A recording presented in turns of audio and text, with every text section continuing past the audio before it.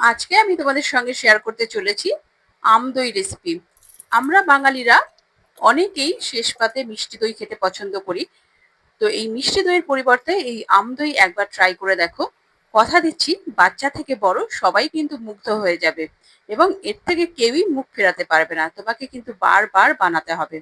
সামনেই জামাই ষষ্ঠী আসছে, নতুন জামাই বা পুরনো জামাই সবাই কিন্তু ভীষণ খুশি হবে। হ্যালো এভরিওয়ান, আশা করছি তোমরা সবাই খুব ভালো আছো, সুস্থ আছো, নিজেদের খেয়াল রাখছো। বাই দ্য ওয়ে, আমি দীপালি। তোমরা দেখছো তোমাদের চ্যানেল মায়ের আদরে রান্না। তাহলে চলো শুরু করা যাক। তো দেখো, এর জন্য আমি প্রথমেই নিয়ে নিয়েছি ৩ প্যাকেট ফুল ফ্যাট দুধ, অর্থাৎ ১.৫ লিটার দুধ। তোমরা চেষ্টা করবে ফুল ফ্যাট দুধ ব্যবহার করার। তোমরা কিন্তু গরুর দুধ বা মোষের দুধ দিয়েও কিন্তু বানাতে পারো, তাতেও কিন্তু ভীষণই ভালো হবে। মোষের দুধে তো স্পেশালি ভীষণ ভালো হয়, কারণ ফ্যাট কোয়ান্টিটি বেশি থাকে। তো দই বানাতে গেলে একটু ফ্যাটের কোয়ান্টিটি বেশি থাকলে কিন্তু দইটা ভীষণ ভালো জমে এবং ভালো খেতে লাগে। তো দেখো, প্যাকেট দুধ নিলে আমার মতো ফুল ফ্যাট দুধই কিন্তু ব্যবহার করার চেষ্টা করবে। দুধটা কিন্তু আমাদের 35 to 35% আমাদের কিন্তু রিডিউস করে নিতে হবে ফুটিয়ে ফুটিয়ে। আমি এখানে নিয়ে নিয়েছি পাকা আম। আমি এখানে হিমসাগর আম ব্যবহার করছি। এই আম ভীষণই মিষ্টি হয়। তোমরা চেষ্টা করবে যে আমই ব্যবহার করো না কেন, আমটি যেন ভালো মিষ্টি হয়, তাহলেই কিন্তু আম দই ভীষণই ভালো হবে এবং চিনি কিন্তু তোমাদের কম ব্যবহার করতে হবে। তো আমের সাইডগুলো আমি কেটে নিচ্ছি। আমি এখানে ব্যবহার করছি ২ টো আম এবং আমগুলো সাইডগুলো কেটে আমি কিন্তু কাট মার্ক লাগিয়ে দিচ্ছি। এতে কিন্তু আমের শাঁসটা বার করতে ভীষণই সুবিধা হয়, বা এমনিও তোমরা চামচের সাহায্যে বার করে নিতে পারো সাইডগুলো কেটে। আমি কিন্তু সমস্ত আমের শাঁসগুলোই মিক্সার জারের মধ্যে দিয়ে দিচ্ছি। দিয়ে আমি কিন্তু ফাইন পেস্ট বানিয়ে নেব আমের।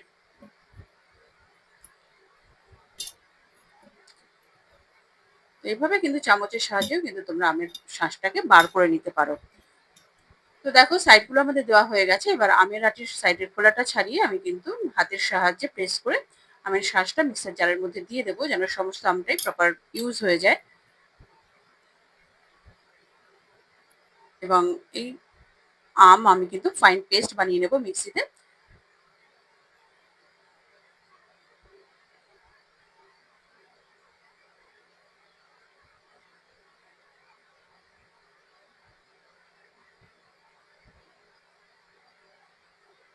দেখতেই পাচ্ছ, একদমই কিন্তু ফাইন পেস্ট হয়ে গেছে আম আমাদের। এরপর আমি গ্যাসে চলে যাচ্ছি। দেখো, গ্যাসে ফ্রাই প্যান বসিয়ে আমি কিন্তু আমের পাল্পটা ফ্রাই প্যানের মধ্যে দিয়ে দিলাম এবং কিন্তু আমাদের কন্টিনিউ নাড়তে থাকতে হবে মিডিল টু লো ফ্লেমে। আমের পাল্পটাকে আমাদের কিন্তু রিডিউস করে নিতে হবে।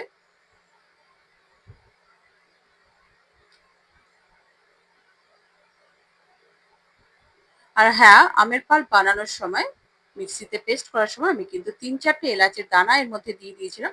যেটা তোমাদের দেখানো হয়ে ওঠেনি। তোমরা চেষ্টা করবে এই স্টেজে এলাচটা দিয়ে দেওয়ার। তাহলে কিন্তু আর তোমাদের এক্সট্রা করে গুঁড়ো করে নিতে হবে না। বা তোমরা বাজার চলতি এলাচের গুঁড়ো ব্যবহার করতে পারো। তো আমি সাজেস্ট করব যে তোমরা ফ্রেশ এলাচ গুঁড়োই ব্যবহার করো।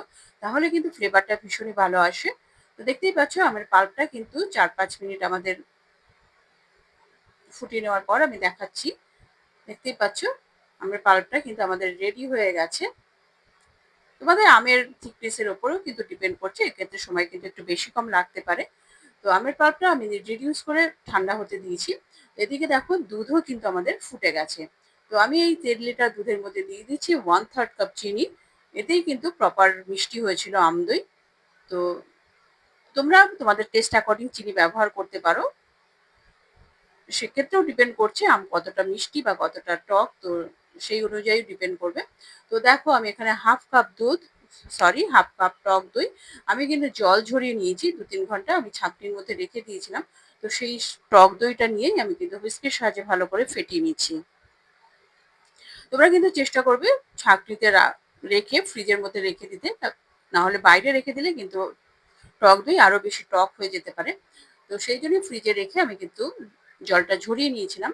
তো দেখো, এই দইয়ের মধ্যে আমি কিন্তু আমের পাল্পটা, যেটা আমি ফুটিয়ে রেখেছি ঠান্ডা করে, আমি কিন্তু টক দইয়ের সাথে মিশিয়ে রাখলাম।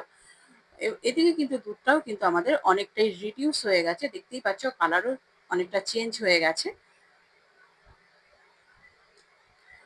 দুধটা ফোটানোর সময় খেয়াল করতে হবে কড়ার গায়ে যে দুধের সরটা লেগে থাকে সেটাও কিন্তু হাতা বা খুন্তির সাহায্যে আমাদের কিন্তু পরিষ্কার করে দুধের সঙ্গে মিশিয়ে দিতে হবে। এর মধ্যে আমি দিয়ে দিলাম ১ চিমটি নুন। এতে কিন্তু প্রপার টেস্টের ব্যালেন্স হবে। তো দেখো আমাদের কিন্তু দুধটা রেডি হয়ে গেছে। আমি কিন্তু গ্যাস অফ করে দিয়ে আমি কিন্তু হাতার সাহায্যে এইভাবে ওপর থেকে নিচে ফেলছি। এতে যে বাবলসটা আসবে এতে কিন্তু দইটা ভীষণই ভালো জমবে এবং থকথকে হবে। দুধ দুধটাকে আমি ঠান্ডা করে নিয়েছি। দেখো এতটাই ঠান্ডা করতে হবে যে আঙুল দিলে যেন আঙুল সহ্য করতে পারে ততটাই আমাদের গরম রাখতে হবে দুধ। এবং তার থেকে আমি ২ হাতা দুধ দিয়ে যে আম এবং টক দই একসাথে মিশিয়ে রেখেছিলাম, ফেটিয়ে রেখেছিলাম। তো তার মধ্যে দিয়ে আমি কিন্তু হুইস্কের সাহায্যে ভালো করে মিশিয়ে নিচ্ছি অল্প দুধ দিয়ে। তো দেখতেই পাচ্ছ আমাদের মেশানো হয়ে গেছে। এবার এই মিশ্রণটি আমি কিন্তু দুধের মধ্যে দিয়ে দিচ্ছি এবং ভালো করে মিশিয়ে দিচ্ছি দুধের সঙ্গে।